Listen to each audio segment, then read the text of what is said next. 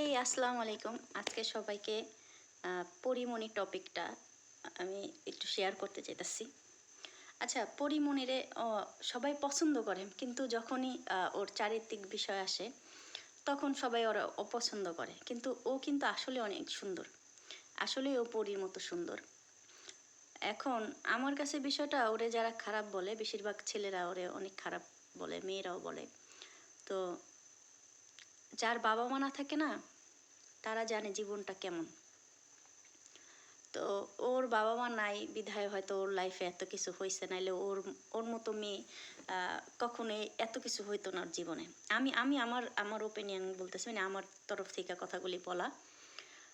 তো বিষয়টা হচ্ছে, আমরা সবাই ওরে জাস্ট ও বিয়ে করছে এতগুলা, এগুলা নিয়ে একটুখানি ইয়ে থাকি। তো একটা একটা মা বাবা ছাড়া একটা মেয়ে আসলে জীবনটা, ওর লাইফটা তো অন্যরকম হইতে পারতো যদি ওর বাবা মা থাকতো। ওকে আজকে এই পজিশন থাকতো, আরও ভালো পজিশনে থাকতো। ওর এই চারিত্রিক কথাগুলি আসতো না। বেচারি এখন যদি তার এই এই অল্প বয়সে একটা মেয়ে স্বামী ছাড়া কতদিন থাকবে? ও যদি কাউরে ভালোবাসে বা কাউরে বিয়ে করতে চায়, ও করুক। ও বিয়ে করতেছে, তার পাপ করতেছে না। বিয়ে তো কোনো হাদিসে নাই যে বিয়ে করতে পারবে না।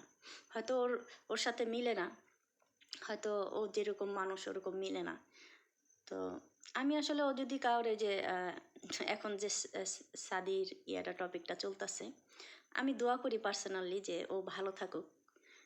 ওর অল্প বয়স, আপনারা কেন বারবার ভুলা যাইতেছেন যে ও মা হোক আর যাই হোক, হ্যাঁ, ও একটা মেয়ে মানুষ।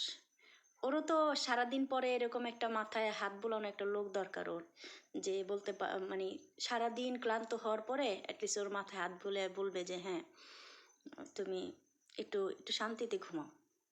আপনারা কেন এইসব বোঝেন না? আমার খুব মানে মাঝে মধ্যে বলতে ইচ্ছা করে যে সবাই ওর খারাপ দিকগুলা বলতেছে। ও বিয়ে করতে পারবে না? ওর কি ওর জীবন বাঁচার ওর কি অধিকার নাই? আপনারা কেন ওর একটু ভালো দৃষ্টিতে দেখেন না? যে ওর বাবা মা নাই, ওর কেউ নাই, ওর নানু ছিল তাও নাই। এখন বেচারি কি আছে? ও তো এখন উচিত একটা মানুষের সাথে ওর পাশে থাকা। অসুস্থ হইলে ওর পাশে কে থাকবে? অনেক অনেক বিষয় আছে। আসলে আমি মন থেকে চাই যে ওরা দুইজন, যদি ওরা সত্যি হয় কাহিনীটা, তো ওরা দুইজন ভালো থাকুক, দোয়া করি। অ্যান্ড পরি আপু, যদি কখনো তোমার এই যায় আমার ইয়াটা, তাহলে আমি দোয়া করি তুমি যাতে ভালো থাকো।